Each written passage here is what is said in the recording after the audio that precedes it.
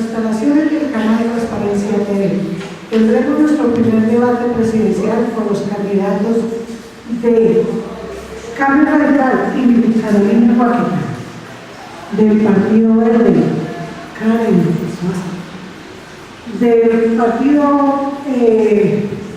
Polo Democrático, el señor Wilmer Rodríguez, y del partido no menos importante, pero la señora que tiene aquí como una expresión así decidida, el Centro Democrático, Alejandra Sasa. Tenemos en nuestra mesa unos panelistas que por primera vez son candidatos a la presidencia y quieren presenciar acá y convencer a la comunidad de su liderazgo, de su poder político, para el cual vamos a tener unas condiciones, unas reglas en este debate. La dinámica será la siguiente. Habrá varias rondas de preguntas con un tiempo prudencial para cada respuesta que ya previamente explicaremos. Segundo, cada candidato representará la intervención de sus opositores. Tercero, no se aceptan insultos o expresiones soeces en relación con las ideas planteadas o así ataques personales contra los participantes del debate. Cuarto, todas las preguntas formuladas deben ser resueltas por cada uno de los candidatos. El presente debate se presentará de acuerdo a 3 ejes temáticos. Primero, los temas concernientes a corrupción y clientelismo. El segundo, lo relacionado a conflicto armado. Para finalizar, se hará un énfasis en cuanto al proceso de posconflicto que se está llevando a cabo actualmente. ¿De acuerdo? Señores candidatos. Daremos inicio y la respuesta se presentará y se dará a conocer con las razones que motivan para ser el candidato presidencial que representa a su respectivo partido. Se comenzará con el representante del Partido Cambio Radical, Ingrid Carolina, seguido de Alejandra Sasa, luego Karen y finalmente Wilmer Rodríguez. Bueno, como ya lo dijeron, mi nombre es Ingrid Carolina, soy candidata a la presidencia, primero que todo no por obligación, sino por voluntad. Soy candidata del pueblo y quiero lograr un verdadero cambio radical en nuestro país, con resultados claros y eficientes. Con ayuda del pueblo lograremos lo que parece imposible para nuestro país. Me represento al Partido Cambio Radical porque es un país que se reconoce por impulsar líderes que sean verdaderos, transformadores sociales y que tengan las más altas calidades y que cumplan con sus objetivos que proponen desde un inicio. Y muchísimas gracias por habernos invitado para este debate. Es bueno que el país conozca nuestras propuestas y que sepa en realidad qué queremos para nuestro país. Bueno, primero que todo agradecer por la oportunidad de estar acá en este espacio, por poder compartir nuestras propuestas como tal. Entonces, primero que todo, soy Alejandra Sasa, creo en Colombia y las grandes oportunidades y capacidades que tiene para ser uno de los mejores países, tanto de la región como del mundo. Vengo en representación del Centro Democrático, primero porque soy una fiel creyente de sus pilares básicos y de lo que representa para los colombianos, ya que buscamos cada vez instituciones más fuertes y representativas para los mismos. Tenemos como pilares básicos la seguridad democrática, que es muy importante en el país. Necesitamos también confianza inversionista, en la cual buscamos promover una cohesión social necesaria, además de un Estado austero y descentralizado, y pues obviamente un diálogo popular para conocer tanto las ideas del pueblo y pues poderlas aplicar como tal. Muchas gracias y pues un placer estar acá. A ustedes muchas gracias y bienvenidos.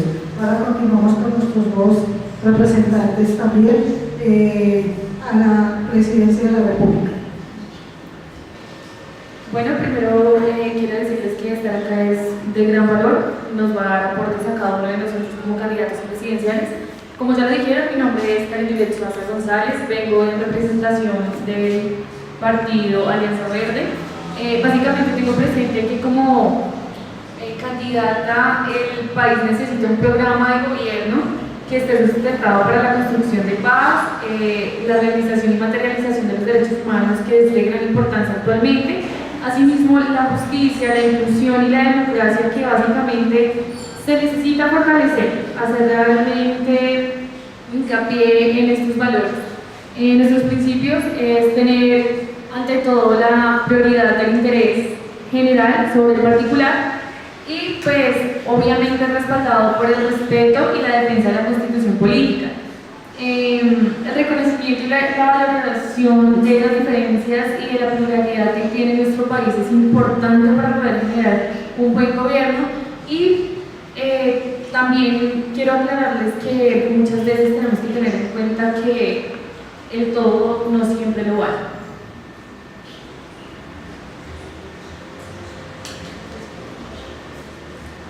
Bueno, en primera instancia, gracias a Canal Transparencia TV por la invitación que nos ha dado cada uno de los candidatos.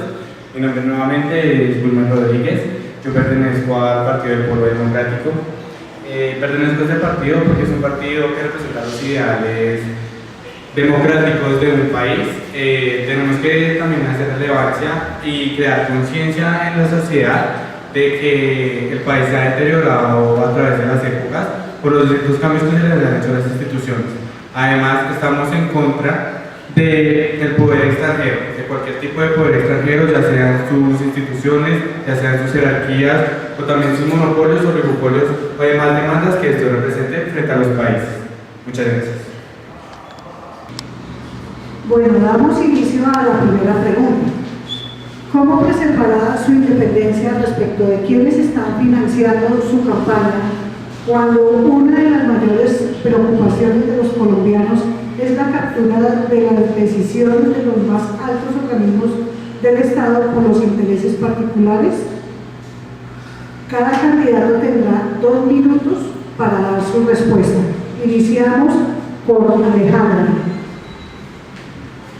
Muy interesante la pregunta porque es una preocupación válida por parte de los ciudadanos, ya que normalmente se asocian las campañas con corrupción, con clientelismo, etc. Para iniciar me gustaría citar una frase de Laura Guerrero en la cual se expresa que para quienes asocian el clientelismo con la corrupción política, este clientelismo se convierte como tal en el primer factor que vulnera los derechos de los ciudadanos, la igualdad y pues el sistema democrático en general. Bueno, entonces para entenderlo hay diferentes formas de clientelismo, pero pues la más nombrada es el clientelismo como tal de mercado o el tradicional CBI, que significa como voy yo, que se ha convertido en uno de los mecanismos más deplorables como tal de nuestras instituciones, pues siempre se busca que dar algo y recibir algo al tiempo. Entonces pues esos no son los fundamentos de la democracia como tal. Entonces pues les puedo asegurar que en mi campaña las cosas serán diferentes, ya que tengo una maquinaria política que me respalda, un partido que me respalda tanto política como económicamente al 100%, ya que buscamos representar los intereses de nuestros ciudadanos de la manera más eficiente, eficaz posible y pues austeramente posible. Gobernaré con los que son, con los que saben, con los que van a hacer las cosas de la manera correcta, con la mano firme como tal, y pues como siempre buscando lo mejor para nuestros ciudadanos. Muchas gracias. Muchas gracias. Continuamos con Karen y ciudadista Wilmer y finalmente Carolina.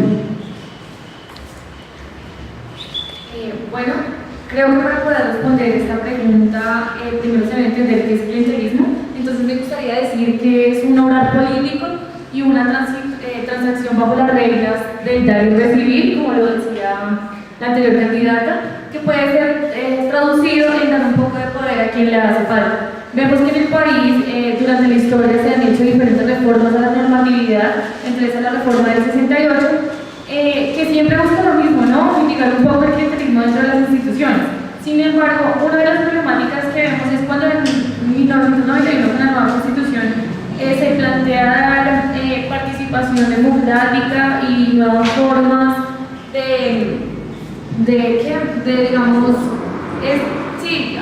luchar o cambiar este fenómeno que se ve actualmente, que es el clientelismo, resulta y pasa que lo único que hacen es que se comienza a transformar. El clientelismo se adapta a las transformaciones que se hacen en estos cambios normativos. Me gustaría decir que para los electores mi campaña basándome también en la ley 1474 del 2011, que establece muy bien qué pasa con las personas que patrocinan pues las campañas electorales. Bueno, la verdad pienso que si yo quiero aspirar a la presidencia es necesario hacer las cosas bien, porque es primero el interés común que el particular, donde pienso que si se muestra una transparencia y tiene el poder de discurso más fuerte que el económico, se puede lograr. Y una de las propuestas para combatir esto es dejar los cargos de libre nombramiento y remoción, hacerlos por medio del mérito. Gracias. Bueno, con respecto a la pregunta que nos han hecho con anterioridad, en mi opinión, para desmitigar como esa creencia de que el clientelismo siempre estaba arraigada a los partidos políticos, por lo menos en mi campaña, estoy intentando desmitificar junto con varios miembros esa teoría de que el clientelismo siempre ha estado como entrometida, inmersa dentro de las campañas electorales de quien se postula para presidente. Pues en este caso tomaría como ejemplo los eventos sucedidos en el año 2003 en las elecciones de alcalde que sucedieron en Corralito. Basado en esto surgió una teoría bastante cierta sobre el clientelismo mafioso que se ha diversificado en varias regiones del país, no solamente en las regiones más pobres, sino también en las regiones que tienen, por así decirlo, poder elitista, porque pues para nadie es un secreto que en este país las élites se han manejado durante bastantes años, bastantes épocas, han gobernado con sus ideologías, con sus formas de mirar la nueva visión estratégica del país. Entonces digamos que este clientelismo mafioso se ha entrometido y se ha inmiscuido en las costumbres y las razones de ser de los partidos políticos anteriores. Lo que nosotros buscamos con nuestro partido es crear nuevos espacios en los cuales se logre notar la transparencia frente a la ciudadanía, frente a la sociedad y frente a las labores y procesos que nuestro partido va a adelantar para lograr pues, ocupar un cargo en la presidencia. Muchas gracias. Bueno, en cuanto a la pregunta que nos realiza, creo que ese es uno de los temas que más le interesa a los colombianos hoy en día, ya que por medio de este tipo de financiamiento se llega a los casos del clientelismo y la corrupción. Pienso que si es transparente desde un inicio la campaña política, el trato que se realice con la gente, se puede lograr mitigar este clientelismo que se ha venido evidenciando en Colombia durante mucho tiempo. En Colombia el tema del clientelismo llega en el año 75 con el expresidente Gerald Restrepo, porque para él decía en su periódico que la prioridad en la satisfacción de las necesidades públicas se viola para poder favorecer al clientelismo político. Es infinita la gama de instrumentos que se utilizan para tener un electorado cautivo. Entonces, en un análisis político, cabe resaltar acá, que lo realiza la Universidad Nacional, muestran que en el caso colombiano, que ocupa a ese ensayo que realizan ellos se asume que el clientelismo es un problema general de la sociedad, cuyo análisis es uno de los factores básicos para la comprensión de la crisis política actual. Tristemente los candidatos, para poder llegar a su poder, para poder llegar a ese cargo que desean, tienen que prometer muchas cosas a los ciudadanos, como trabajo, dinero, y tristemente la cultura colombiana se volvió algo cotidiano, normal. Ver el clientelismo como algo que pasa, la corrupción la toman como algo que es del día, el pan del día es la corrupción. Entonces, si nosotros como candidatos no mitigamos ese clientelismo dentro de la sociedad, pues no creo que lleguemos a mejorar nuestro país. Y pues desde mi postura como candidata del Partido Cambio Radical, doy esa opción de que en verdad nos va a disminuir con este caso de clientelismo acá en Colombia. Muchas gracias. Nos vamos con la segunda pregunta. Cada candidato dará su opinión frente a qué es corrupción y qué condiciones permiten este fenómeno en nuestro país. Iniciamos pues la ronda con Carol, sigue Wilmer, luego Ingrid y cierra Alejandra. Bueno, la corrupción desde mi perspectiva se entiende como ese medio en el cual se sobrepasa en términos morales, legales, éticos, porque básicamente aquí la corrupción es yo te doy y tú me das, o sea, es el dar y recibir, es ese intercambio. Por ello considero que existen dos condiciones que facilitan esto y es la corrupción pequeña o también llamada como corrupción grande. En la corrupción pequeña vamos a darnos cuenta que son aquellos hechos o sucesos en donde no tienen gran procedencia de la cuantía monetaria que se da a cambio y se presenta entre funcionarios y ciudadanos. Esto da partida a la corrupción grande, que es aquella que se prolifera ya en la alta esfera pública entre pues, los políticos. Cabe resaltar que la corrupción se incrementa con la cultura colombiana, si bien acá somos bastantes doble moralistas, por decirlo así. Nosotros tenemos una normatividad y de esa normatividad nosotros solo utilizamos lo que nos conviene y lo que no, simplemente sobrepasamos por algo.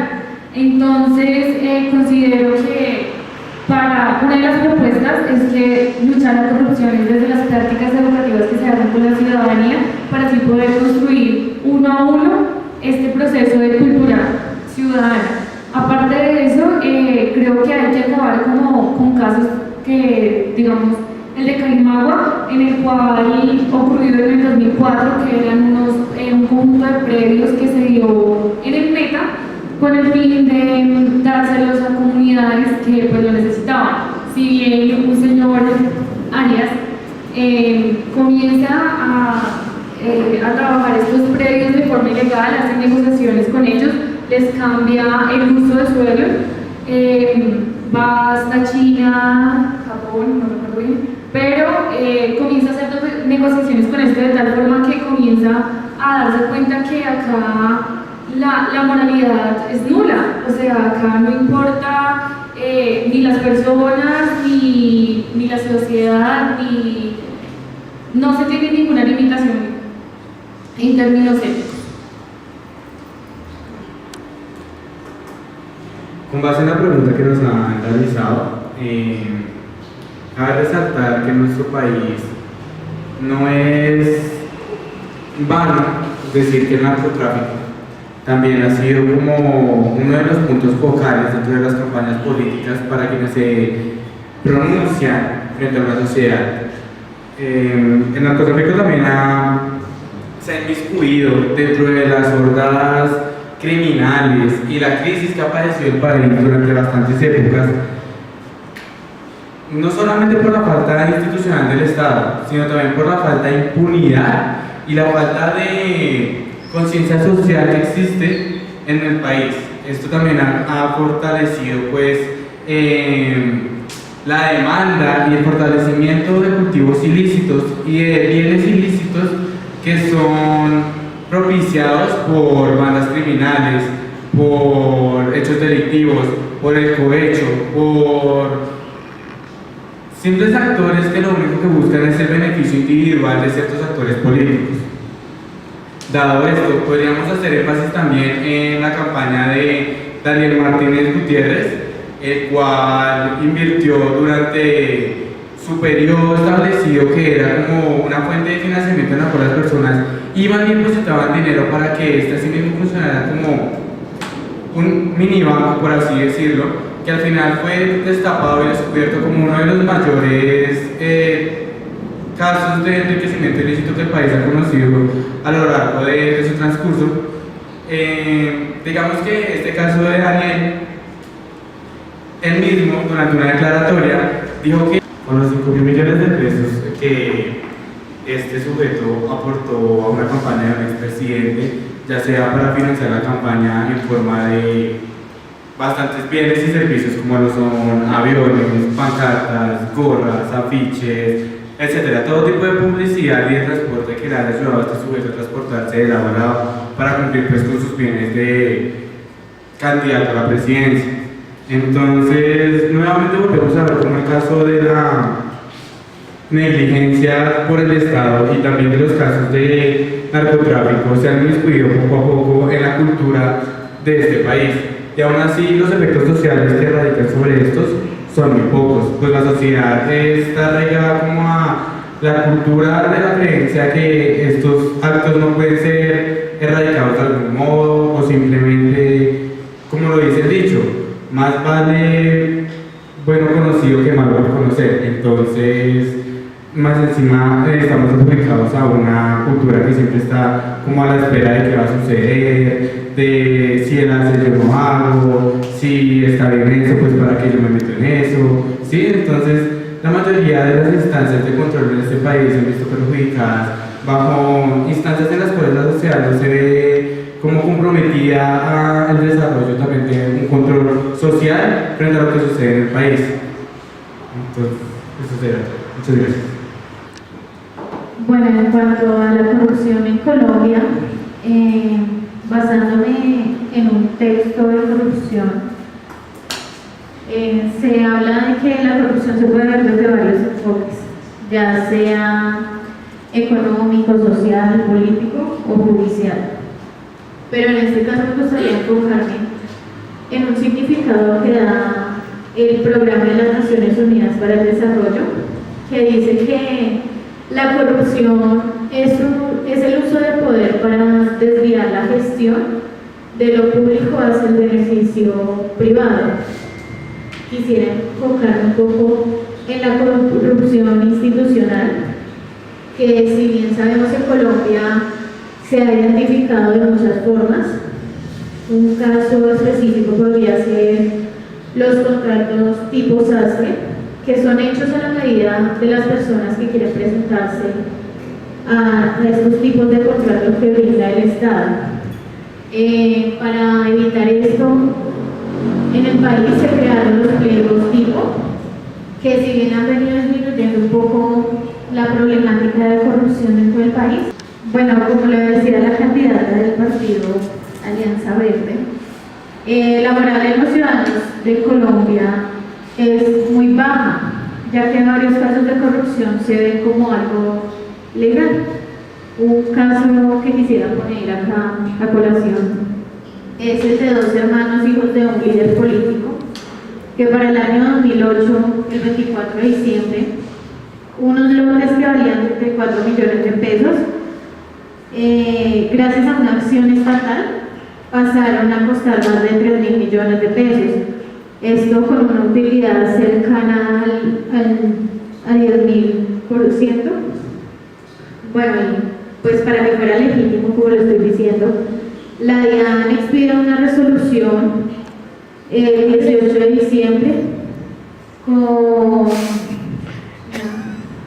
Bueno, pues frente a ese esquema yo diría que básicamente una de las falencias en nuestro país es la falta de institucionalidad que se presenta en este. Entonces, digamos... Un momento, candidato William. Estamos escuchando la posición de la candidata del Cambio Radical. Usted ya por su tiempo, esperemos que ella acabe de hacer su posición. Muchas gracias. Continúo. En cuanto a lo que estaba comentando sobre la resolución que expide la DIAN sobre la zona franca permanente en un terreno de 32 hectáreas expedidos de 2 fincas en Mosquera. Esto implica que las empresas que allí funcionan tienen derecho a la extensión y a las rebajas tributarias. Entonces, por eso mismo se incrementa esa valorización dentro del terreno, pero gracias a esa resolución de la DIAN se genera que ese caso de corrupción se vea legal, que hasta el momento no se han visto pruebas de que contradigan dicho caso. Corrupción hay múltiples definiciones y lo vemos desde el plano de vista académico. pero pues para mí la corrupción como tal pues es un tipo de comportamiento como tal que se desvía tanto de las normas como de los valores éticos, morales, los principios, y que pues normalmente la corrupción busca beneficiar a un particular a expensas de un tercero, pues acá se ve obviamente que el tercero en lo general es el Estado. Entonces, bueno, este tipo de corrupción se genera pues, como lo dije anteriormente, por intereses particulares que priman sobre el interés general. Entonces, visto desde el punto de vista académico, podemos diferenciar tres tipos de corrupción.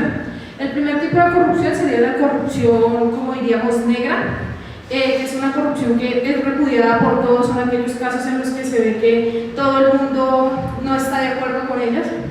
Otro tipo de corrupción sería la corrupción gris, que es la corrupción que es repudiada por unos pero avalada por otros de acuerdo a sus intereses y sus fines. Y finalmente la corrupción blanca, que es la socialmente aceptada, ya sea porque tradicionalmente es así, porque culturalmente es así, porque ya se ha manejado así durante tanto tiempo. Entonces esta sería la corrupción blanca. Un mecanismo que permite la corrupción son la debilidad institucional con la que cuenta el país. Por ende, yo propongo fortalecer las instituciones y para que sean más austeras y en general que ataquen estos casos de corrupción tan fuertes que se presentan en el país. Si me preguntase por un caso de corrupción como los mencionados por los demás candidatos, me quedaría con la corrupción que se presentó en una institución pública, que fue el DAS, que era el Departamento Administrativo de Seguridad, en la cual el ex jefe del departamento como tal presentó información privada a entes delictivos, lo cual no está bien. Entonces, estos tipos de corrupciones se presentan como tal por la debilidad institucional y este es un gran ejemplo. Discúlpame, qué pena, lo que pasa es que me parece un contradictorio tu postura, ¿no? Digamos aquí. Por favor, candidata. Tuvimos unos acuerdos al comienzo del debate. No, porque podemos hacer las dos cosas. O sea, te puedo dejar que haga la pregunta o te corto de uno. En eso consisten los debates. ¿Por qué? Porque ya él lo dejé que iniciara algo y le dije no. Entonces, con ende damos continuidad al debate con los acuerdos que tenemos desde el comienzo. Candidata Alejandra.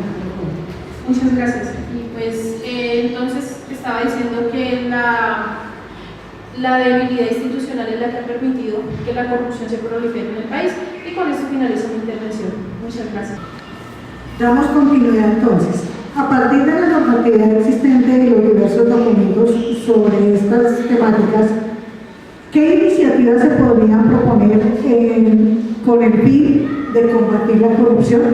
En este caso vamos primero a Wilmer, luego Ingrid, luego Alejandra y cierra Gladys.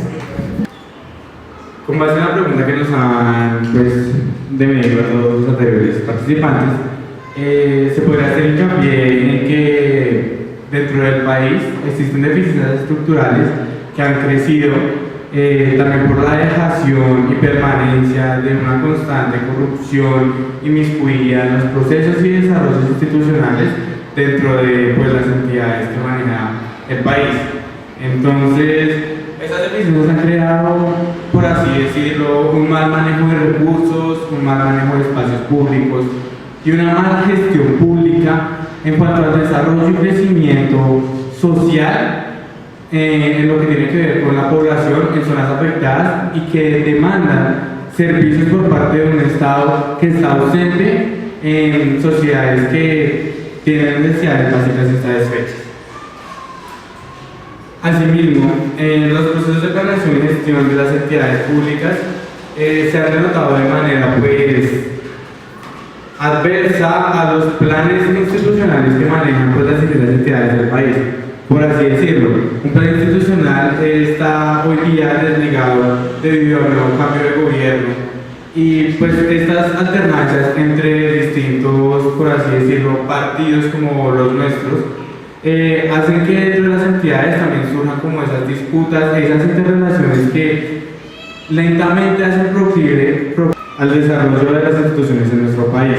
Asimismo, la duplicación de documentos, como se ha visto en varias de las entidades que manejamos, que maneja el país en general, ha hecho una forma de corrupción desmedida, pues esta falsificación, por así decirlo, es como uno de los pasos más hacia una corrupción escondida o intramitada dentro de los procesos que maneja cada entidad. Asimismo, pues el país ha logrado implementar, o el anterior gobierno logró implementar nuevas herramientas como lo son el modelo MIPG, el cual maneja 7 dimensiones que han logrado diversificar o moldear un nuevo mecanismo de control que permita subsistir a las entidades frente a la rigurosidad de un reglamento impuesto por un nuevo gobierno. Asimismo, los mecanismos de transparencia y acceso público han permitido que la sociedad, dentro de nuevos espacios, también tenga como voz y voto dentro de un nuevo gobierno. Muchas gracias. Bueno, en cuanto a la pregunta, pues yo sé que en Colombia se han puesto varios mecanismos para mitigar la corrupción, pero lamentablemente muchos de ellos no han sido efectivos o algunos se quedan dentro de las campañas políticas, solo se quedan en promesas y no se cumplen. Quisiera hablar sobre el caso de Chile, porque lo relaciono. En Chile, en un informe final del Consejo EGE, que fue presentado el 24 de abril de 2015, demuestran unas categorías para el fortalecimiento de la confianza y la eliminación de corrupción dentro del mismo país.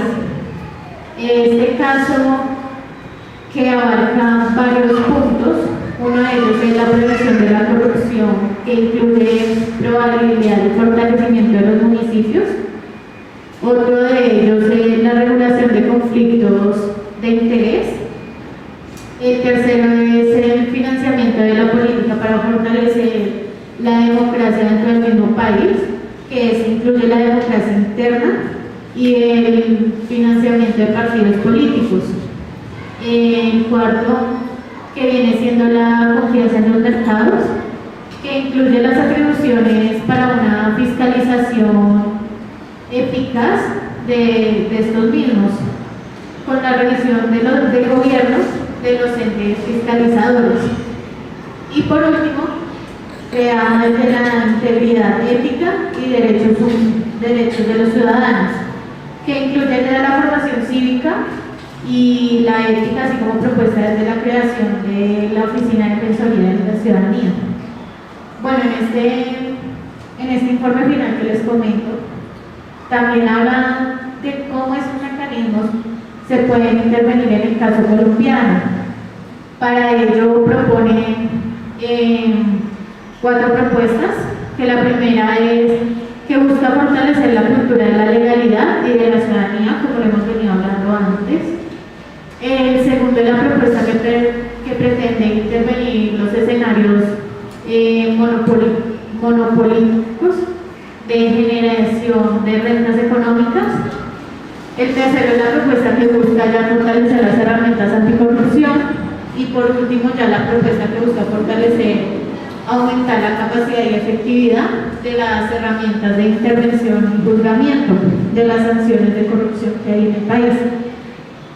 Quisiera, ya para finalizar, adicionar una información del Banco Mundial que realiza unos índices de percepción de corrupción en el mundo y en Colombia, que para el año 2012-2014 el índice más alto de percepción de corrupción fue el 94%, que ya lo viene trabajando, la información sale de la Organización de Transparencia Internacional. Y en Colombia, el que durante el periodo que más tuvo la ciudadanía percepción de la corrupción fue en el periodo 2004-2006, con un 40% en el índice de percepción, y pues el más bajo siendo en el 2006 y 2007.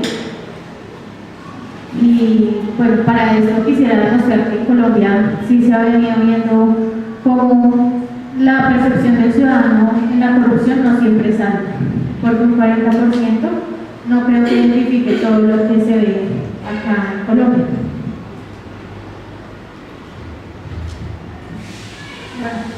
En cuanto a la pregunta de los mecanismos de corrupción y cómo combatir la corrupción, es necesario entender que ya se tiene como tal mucha normatividad para combatir este fenómeno que se presenta en el país. Ya existen demasiados lineamientos, así como el COMPE 167, el Estatuto Anticorrupción y demás normas que buscan erradicar de alguna manera este mal de las entidades, de las organizaciones y del Estado en general.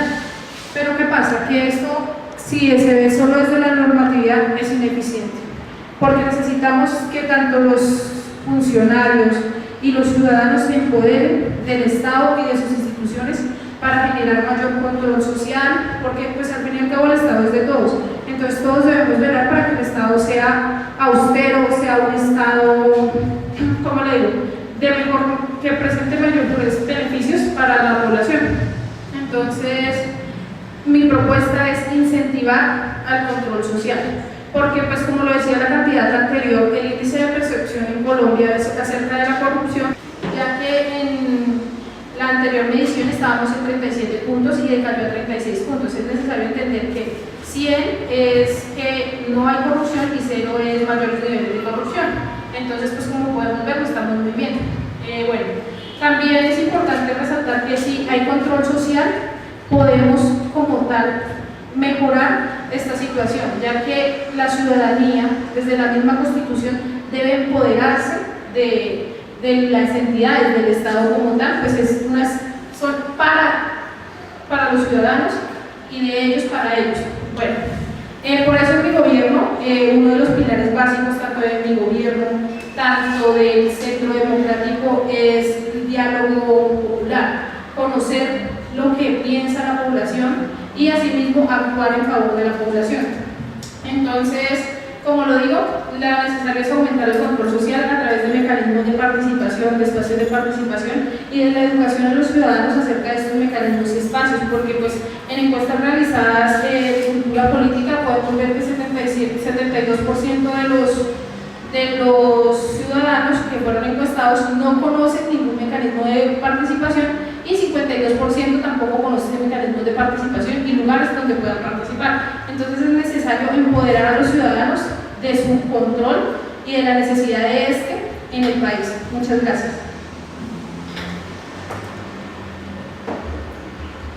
Bueno, para finalizar esta ronda de preguntas, entonces, bueno, lo que dicen mis candidatos suena muy bonito y todo, pero para un elemento que es importante y que es transversal a todo esto que proponen. Según el COMPES 167, la ley de Estatuto Anticorrupción, nos proponen que ante todo debe estar el acceso a la información. Si bien en este país lo que vemos que hace falta es que el acceso a la información acá es casi nulo, o de forma que muchas veces los candidatos, los políticos, los funcionarios utilizan información a su modo y a su gusto. Es decir, esta información es blindada, sin cabalidad, no es información transparente, es información manipulada, información que no es parcial. Según el índice de gobierno abierto, publicados por la Procuraduría General de la Nación para los años entre 2010 y 2012, cuestionan la calidad y la cantidad de información, por lo que les digo anteriormente. Hay algo que se ve y es que la diferencia entre el orden territorial es importante. En los municipios esta información, digamos que de una u otra forma, no se pueden implementar los mecanismos necesarios ni correctos. Uno, porque muchas veces no se tiene una capacitación de las personas, porque realmente no se sabe cómo hacer estos procesos, y en la parte nacional se nota que hay una gran, por decirlo así, la centroperiferia está bien delimitada, a lo nacional parece no importarle prácticamente lo territorial. Es algo que también se debe mejorar. Dentro del gobierno en línea muchas veces, las páginas no funcionan, la gente realmente no puede acceder a estas páginas, o si ingresan la información ni siquiera está completa, las páginas están totalmente vacías y son una fachada. Entonces realmente pienso que la normatividad, aunque está hecha, no se ha generado realmente los mecanismos ni la forma de implementación adecuada. Es verdad, está la norma, pero está en el papel, no hay nada en actuación. Entonces pienso que en el momento en que en serio un presidente, un gobierno realmente se esfuerce por poner el acceso a la información a todos, porque es que realmente acá nada debe estar por debajo de la mesa o en simples papeles que solamente yo puedo saber. Es el momento en que realmente se comienza a luchar contra la corrupción, en el momento en que se vuelve un país, un gobierno, unos funcionarios totalmente transparentes. Ahí es cuando se realiza realmente un verdadero cambio. Gracias. Bueno, entonces daremos inicio, candidatos presidenciales, a nuestro segundo eje temático sobre el conflicto armado. Entonces vamos con la pregunta. A partir de la historia colombiana, ¿qué causas y problemáticas se han identificado en torno al conflicto armado? Tenemos 2 minutos para cada uno de ustedes, arrancando con el candidato Wilmer, sigue Karen, luego Alejandra y cerramos con Ingrid.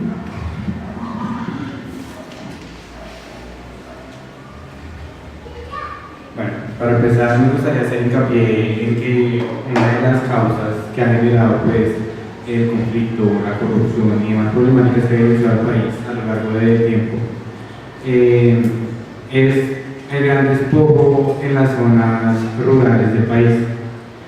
Es decir, la periferia se va afectada por grandes olas de conflicto que a la zona central no le ve como la afección, el afecto o simplemente el desmérito de una población que se ve afectada por X o Y razón de conflicto, ya sean fuerzas extramilitares como lo son paramilitares, la guerrilla, nuevos grupos insurgentes, grupos al margen de la ley, entre otros tipos de violencia que han confrontado los diferentes municipios de nuestro país por mucho tiempo, hasta pues llegar a un corte que ha sido pues como lo ha sido el Pacto por la Paz.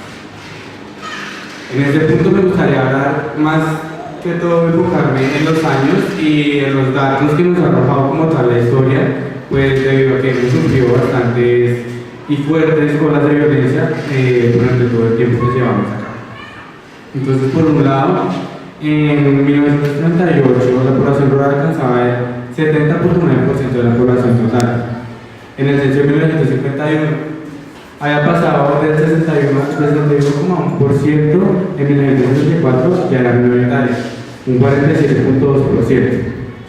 Entonces, esto lleva a que la mayoría de desplazamiento forzado de las zonas rurales hacia la zona centro del país converja en diversificación de predios y terrenos que han sido usurpados por culpa de la violencia. También esto genera desempleo, desequilibrio, desestabilidad económica y social por parte de las personas que son pues, desestabilizadas en sus lugares de residencia. Pues no es simplemente llegar y decir como, por así decirlo, entre comillas, una persona fue desalojada y ya simplemente va a ser reivindicada dentro de una sociedad que ya está acostumbrada a ciertas márgenes, una cultura, una tradición.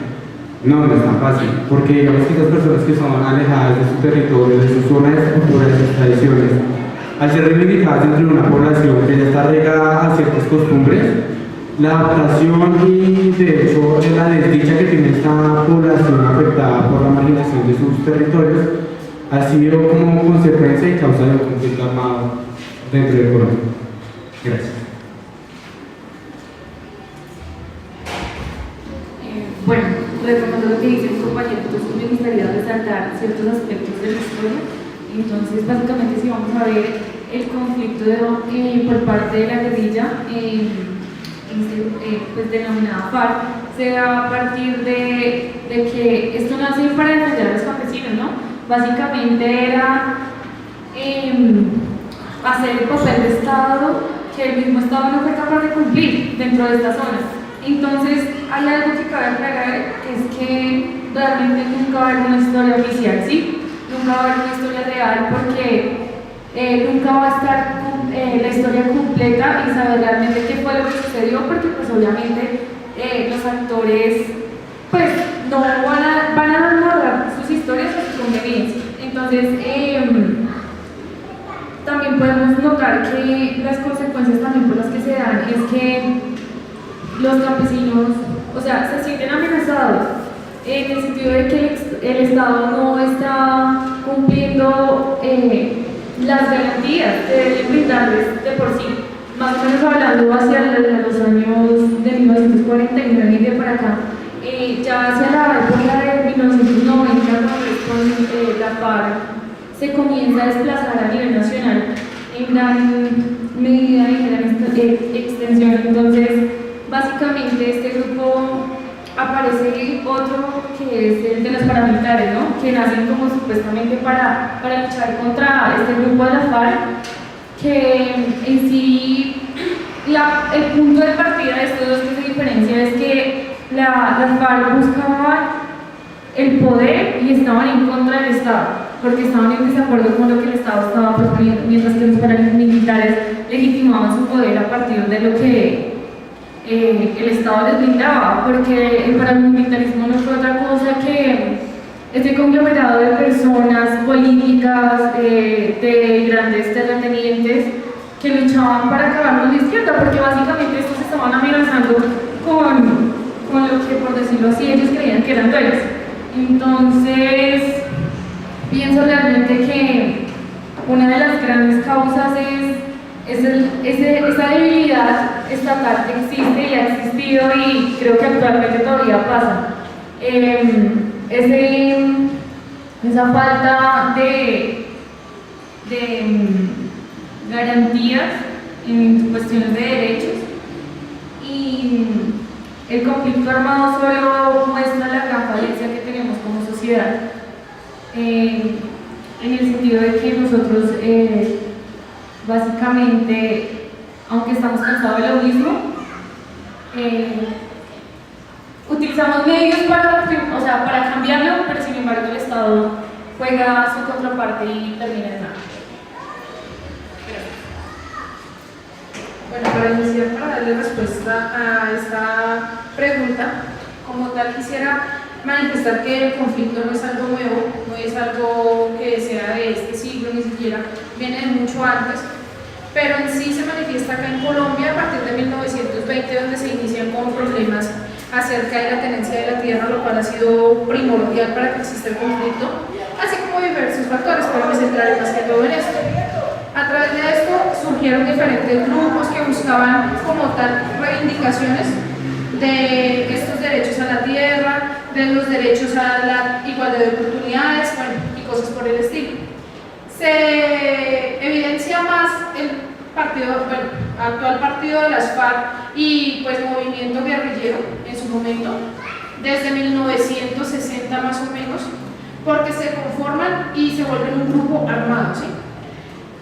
Fueron un grupo que a pesar de sus ideologías se volvieron terroristas, porque empezaron a amenazar al pueblo, empezaron a causar como tal cosas que no son debidas y que no es la manera de pedirlas ni de obtenerlas. Entonces, pues son un grupo que a pesar de sus ideologías, la verdad, se volvió terrorista, como lo dije anteriormente. Bueno, en cuanto a los paramilitares, se supone que surgieron también para hacerle contraposición a las FARC, cosa que tampoco fue buena porque también se volvieron terroristas, eran terroristas contra terroristas. Entonces, pues está deslegitimada los dos. Entonces es importante que el conflicto es algo que ya, como lo dije en el inicio, es de mucho antes y que no solo se basó tanto en las FARC ni en los paramilitares, sino que es algo prácticamente natural a la humanidad y que aunque se hagan procesos de paz siempre van a existir razones de conflicto. Muchas gracias.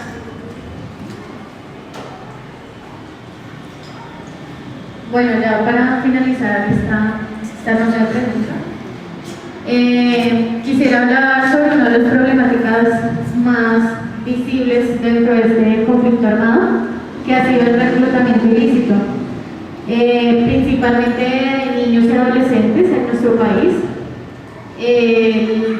Este reclutamiento constituye un delito en que los actores armados, con ocasión y desarrollo del conflicto armado, pues reclutan civiles menores de 18 años, pues obligándolos a que realicen prácticas directas o indirectas en las hostilidades en ocasiones armadas.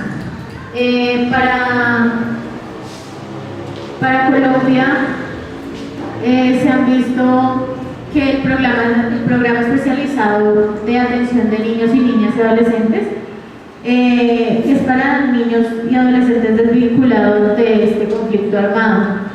Dentro de ese, el Instituto de Bienestar Familiar, el ICBF, reportó la atención de 5.156 niños y niñas y adolescentes que se desvincularon durante el periodo del 10 de noviembre de 1999 y el 31 de marzo del 2013.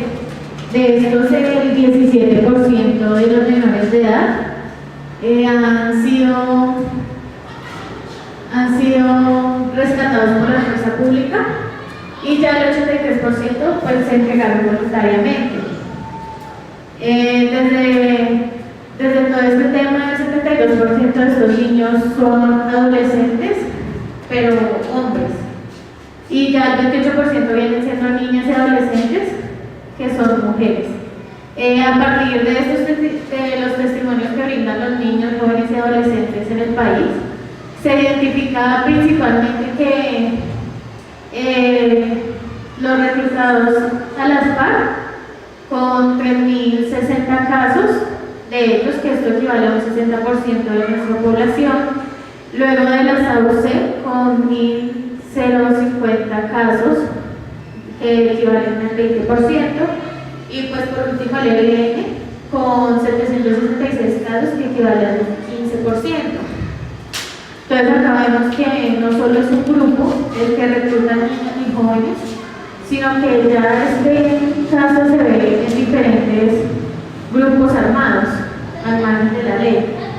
Entonces esta ha sido una de las problemáticas más grandes que ha tenido nuestro país, porque muchos niños, jóvenes y adolescentes pierden esa oportunidad de vivir su vida a su manera, como quisieran, tener una educación, tener un trabajo, poderle dar esa vida digna a su familia. Y tristemente el conflicto armado es lo que le está quitando de las manos a muchas familias de nuestro país. Bueno, entonces vamos en este debate presidencial con la quinta y última pregunta, aquí en nuestro canal Transparencia TV. Muchísimas gracias de antelación. Espero que esta última pregunta sea muy productiva y para nuestros televidentes y que quede muy claro y sepan por quién pueden dar su voto en estas elecciones presidenciales. Decimos, ¿cómo ve usted el posconflicto en Colombia después del acuerdo de paz? En este momento el orden será el siguiente. El primero va Ingrid, de Cambio Radical. Segundo, Wilmer, del Poder Democrático. Tercero, Karen, del Partido Alianza Verde. Y cerramos con Alejandra, del Centro Democrático. Bueno, para empezar con el posconflicto, quisiera hablar primero que gracias a ese fin del conflicto, las FARC entregaron 6.806 armas.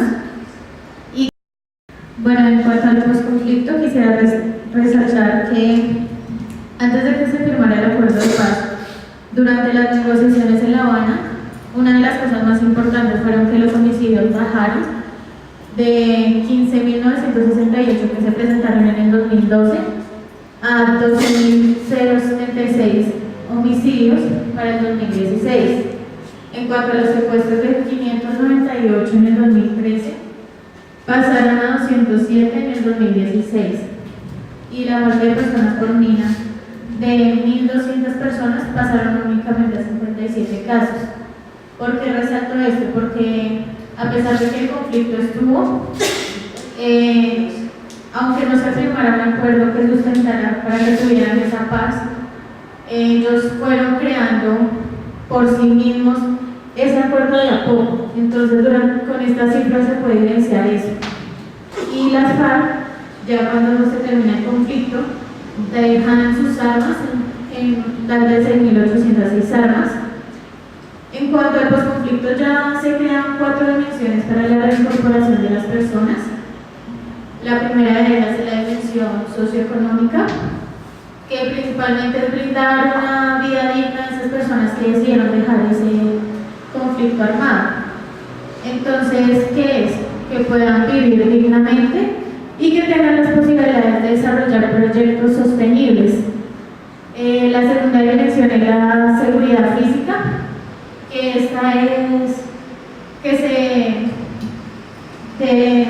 detener aquellas agresiones que tengan frente a estas personas que dejan este conflicto armado y que atenten contra la integridad física de los mismos. Tercera dimensión es la dimensión política, que esta se une un poco al acuerdo número 2 de los acuerdos de paz, ya que se entiende como el proceso de reconstrucción de las relaciones entre los excombatientes y la comunidad. En esta se les brinda unas curules también a esas personas que se quieren reincorporar del conflicto armado. Finalmente, la cuarta dimensión de la jurídica, pues a lo cual se refiere a los procesos judiciales esencialmente, que pues es en contra de los excombatientes, que ya sean reducidos por amnistía, indulto o procesos de justicia transicional.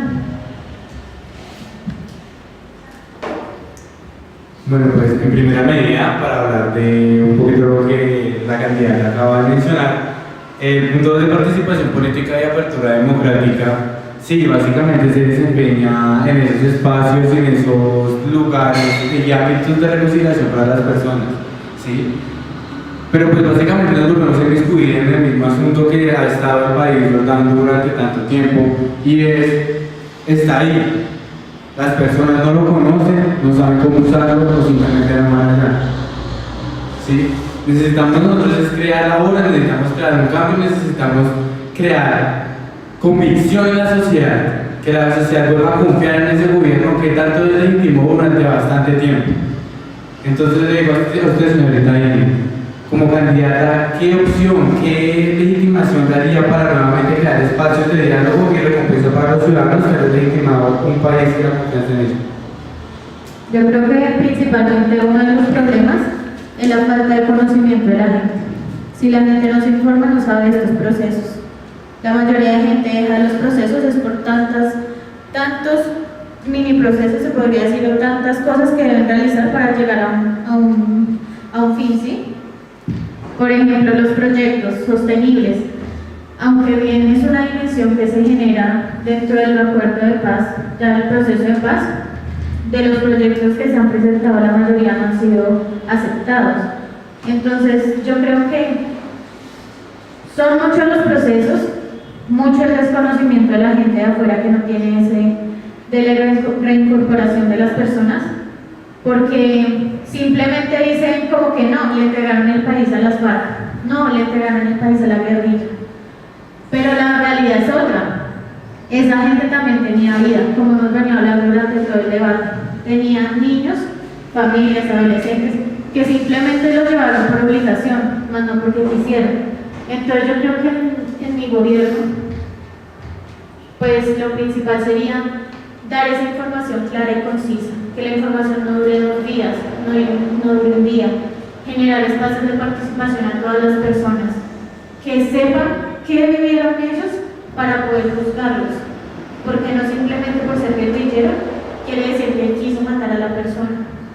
No sabemos la realidad de la gente.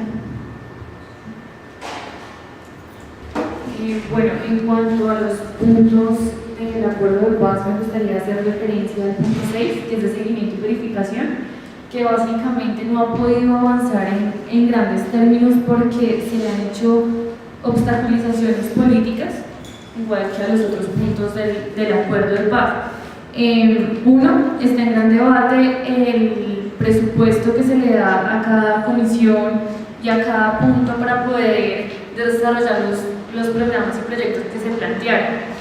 Además, este punto, la comisión de seguimiento y verificación está, pues por decirlo sin peligro, de que desaparezca.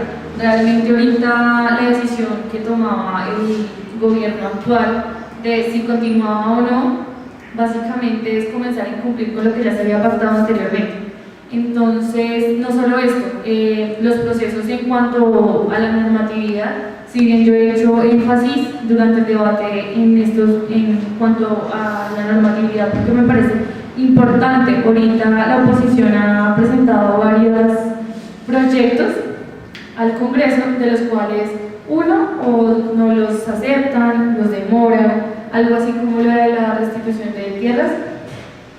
Son proyectos que en sí pareciera ser que el gobierno tampoco, o sea, quiso avanzar, pero otra vez está en retroceso.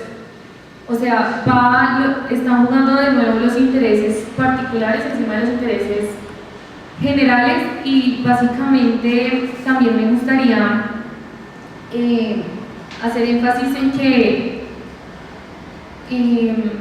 la pedagogía, si bien fue algo que se presentó y lo que decía la candidata Ingrid, los recursos sí están, la cosa es que no se han sabido implementar de la manera adecuada.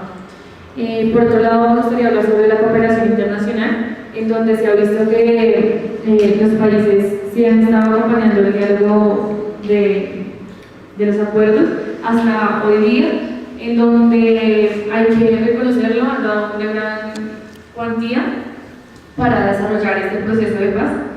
Y por otro lado, quería finalizar preguntándole a la candidata Alejandra Zaza, con la respuesta que usted dio anteriormente, parece ser que para usted los acuerdos de paz no son de gran importancia en el país. Quisiera que me argumentara el por qué, y para usted, entonces, ¿cómo era la mejor manera de implementar un acuerdo de paz o realmente llegar a resultados en donde sí se lograra el fin del conflicto, teniendo en cuenta que usted dice que no es posible? Bueno, para responder a la pregunta, empezando, en ningún momento dije que los acuerdos de paz no estaban bien hechos, para empezar por ahí. Los acuerdos de paz obviamente se pudieron hacer mejor, hubo que ceder muchas partes de parte del gobierno para poder que se materializara esto. Obviamente también se contó con la participación de la ciudadanía en el plebiscito, supuestamente, donde la ciudadanía dio un no rotundo al acuerdo, ¿verdad? Pero no se tuvo en cuenta. Entonces es como, ¿para qué hace esto si no se va a implementar? Si no se va a tener en cuenta, que tener más interrumpido. Entonces, como tal, los acuerdos hasta el momento, sí, van bien. Y en cuanto al presupuesto, el presupuesto internacional es de destinación específica, por ende se ha implementado para los acuerdos.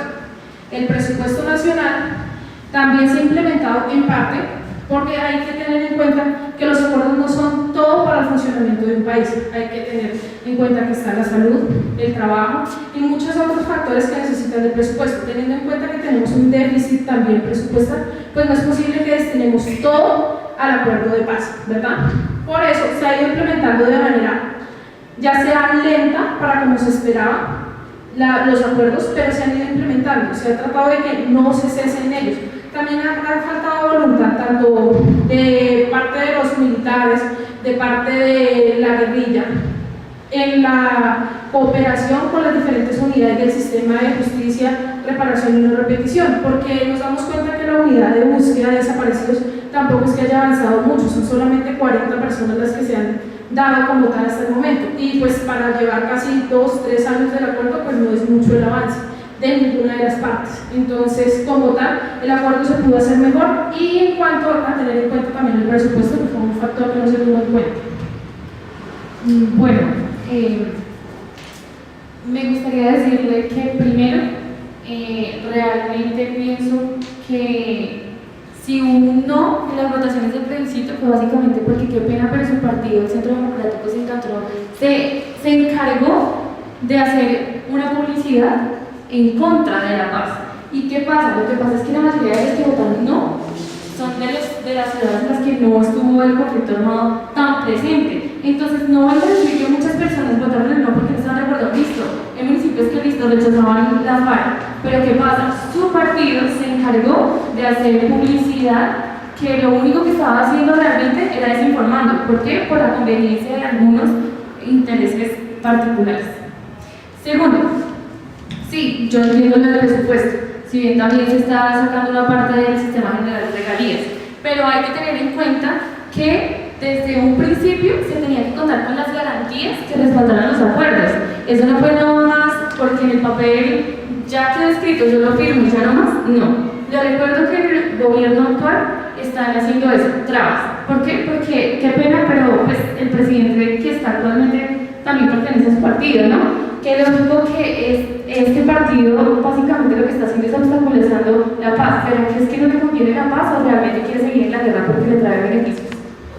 Bueno, como lo dije anteriormente, el conflicto no ha dejado de existir con el acuerdo porque es necesario, o sea, entender que el conflicto sigue, que ya no sea por las FARC es otra cosa, aunque hay que entender que hay disidencias de las FARC también, o sea que no todos entregaron las armas y que se quedaron como tal también a obstaculizar la paz que tan buscada era por las FARC y por la ciudadanía supuestamente. En cuanto al plebiscito, les recuerdo también que existe la libertad de expresión, entonces teníamos derecho a plantear lo que pensábamos del acuerdo. Entonces lo que se buscó fue que no solo se viera la cara bonita del acuerdo, que era lo que ustedes también buscaban, los diferentes partidos, y pues obviamente el gobierno que firmó el acuerdo. Entonces, como tal, es ver las dos caras. Ya el acuerdo está, es una política de Estado, es algo que a pesar de que se quisiera cambiar no se puede, pero obviamente van a haber obstáculos porque no está bien aspectado los estudios sobre el presupuesto. Obviamente su merced dice que no, que es que los acuerdos ya están firmados y que no se pueden quedar en el papel. Obviamente es así, no se puede quedar en el papel, ¿verdad? Pero el presupuesto no da, porque el déficit y las reformas que se busca hacer es por lo mismo, porque no tenemos presupuesto. ¿De cuántos billones se está hablando de déficit? Entonces es necesario entender que para todo tiene que existir presupuesto y por ende toca racionalizar la economía. Como último, ya para responder y darle pues, la palabra a los otros candidatos, me gustaría decirles primero, muchos de los actos que se están haciendo ahorita no son solo por obras de los que quedaron residentes de la FARC. Les recuerdo también los grupos paramilitares que han tenido conexión también con uno de los miembros de su partido. Finalmente, también me gustaría resaltar que realmente sí existe la libertad de expresión, pero es que para decirlo coloquialmente, el mico saben que palo trepa. Entonces, básicamente es lo que les decía anteriormente, los intereses particulares están por encima de los generales y finalmente realmente me parece que usted va a tomar información siempre para beneficio propio. Así de sencillo. En mi intervención quisiera terminar diciendo que, como lo mencioné anteriormente y para que no se preste a las interpretaciones que estoy viendo, no estoy diciendo que el conflicto armado sea la solución, porque no lo he dicho en el debate y pues creo que la persona que lo está viendo desde el principio lo puede notar. Lo que digo es que el conflicto existió en el pasado, existe en el presente y existirá en el futuro sin necesidad de acudir a las armas y acudiendo a ellas. De igual manera existirá porque somos seres humanos que pensamos diferente y que tristemente a veces no se pueden dar situaciones de diálogo como las que se están dando acá y pues estos espacios de participación. Entonces, quisiera aportar que, como digo, mi partido, los 5 pilares básicos están la seguridad democrática, que busca ayudar a que los ciudadanos se sientan más seguros dentro del territorio nacional, y pues otro pilar muy importante que es la cohesión social y el diálogo popular, donde vamos a tener en cuenta la participación de los ciudadanos. Obviamente los acuerdos de paz se tienen que seguir implementando, pero como digo, teniendo en cuenta que no fueron acuerdos que fueron firmados de manera perfecta y que tal vez requieran modificaciones para la realidad del país, porque un país, al igual que todo, no es un país estático, sino que su realidad cambia, por ende va a necesitar algunos cambios también los acuerdos. Muchas gracias. Bueno, con base a lo que la candidata del Centro Democrático ha dicho, pues surgen bastantes incógnitas, ¿no? Porque al igual, dentro de estos acuerdos, las personas se han visto bastante beneficiadas, se han visto bastante reivindicadas dentro de su mismo núcleo, pues no es fácil llegar a una zona en la que no te conocen, en una zona en la que no eres nadie, en una zona en la que no tienes nada. E igualmente, nuevamente volvemos a rehacer la historia y a revivir nuevamente sucesos que ya habían pasado, ¿sí? Nuevamente volvemos a un esquema de seguridad democrática donde pacíficamente se desaparecía la gente, ¿sí? Y la gente no vuelve a aparecer, los muertos no vuelven a nacer, así de la nada, ¿sí? Volver a institucionalizar la seguridad democrática sería volver a las víctimas, volver al conflicto armado, ¿sí? Entonces, yo creo que los acuerdos individuales que se han firmado gracias al programa institucional de sustitución de cultivos ilícitos, gracias al punto 4 del acuerdo de paz, estas 97.000 familias que se han visto beneficiadas gracias a ello y la recuperación que se le ha dado, entonces vamos a olvidarla simplemente por seguir un margen, un esquema, una política que ya ha sido obsoleta y que sabemos nosotros que ya no va a seguir el margen igual a como era antes. Porque como les digo, los muertos no vuelven a vivir, ¿sí? La historia no se vuelve a contar de la misma manera, pero se vuelve a repetir. Entonces, en base a esto, no queda clara la sustitución de cultivos ilícitos, entonces queda en un marco hipotético, en la utopía cualitativa de simplemente vamos a hacer un número más dentro de un esquema y un régimen de seguridad democrática nuevamente. Yo lo que opino es que necesitamos un gobierno en el cual se induzca a la tercera vía, como lo decía el anterior gobierno, a la sociedad civil, a concursar y a permitir los espacios de participación ciudadana frente a un gobierno que les ha dado la espalda en muchos aspectos. Muchas gracias. Con base en lo que dijo el candidato Wilber, me parece que es verdad que muchas familias pudieron rehacer su vida, niños, jóvenes, como hemos venido hablando durante el debate, pero es un poco ilógico lo que decía la candidata Alejandra en cuanto a que se quería mostrar la cara fea que tenía este proceso de paz, que solamente unos candidatos quisieron mostrar, unos partidos quisieron demostrar esa cara bonita, pero mostrar la cara fea es mostrar argumentos que no tienen bases sólidas. Mostrar la cara fea es trabajar por medio de la posverdad, trabajar con sentimientos a la gente diciéndole que el país se le entregó a la guerrilla, que el país llegó a las FARC. Yo creo que eso es lo que no debemos hacer y que debemos es crearles esa conciencia y, como dije anteriormente, demostrarle a la gente que estos procesos sí valen la pena, que aunque soy de derecha, mi partido es de derecha, los procesos merecen ese apoyo de todos los candidatos, que nosotros seamos los pilares para que los procesos de paz sí lleguen a lo que se quiere, que se continúe con eso y que la gente en verdad sienta ese respaldo del gobierno con ellos, lo que no han podido sentir que lo sientan con nosotros, que en verdad, aunque mucha gente se perdió, muchas personas murieron, pero con el odio no nos podemos quedar porque eso no nos lleva a ningún lado. El odio no me va a volver a mi mamá, a mi papá muerto, eso no va a pasar. Entonces este proceso de paz genera eso, que entre todos reconciliemos y generemos un país que queremos. Entonces, teniendo tanta discordia no lo vamos a lograr, y principalmente es generar esa tranquilidad y ese respeto y ese perdón desde mi persona. Con eso lo brindo a los demás. Es claro que en este debate se evidencia que para los partidos políticos en nuestro país terminar con los conflictos no sería un garante de beneficio para la comunidad, para la sociedad. Necesitamos de una paz verdadera, ¿sí?, de opciones laborales certeras y efectivas, equilibradas, equidistantes. Necesitamos unas políticas públicas verdaderas y efectivas. Entonces, gracias a nuestros candidatos por haber estado hoy aquí en nuestro canal Transparencia TV, en este debate con transparencia, desde sus partidos, con su ideal claro, desde su posición como seres humanos y como dignos representantes cada uno de su partido.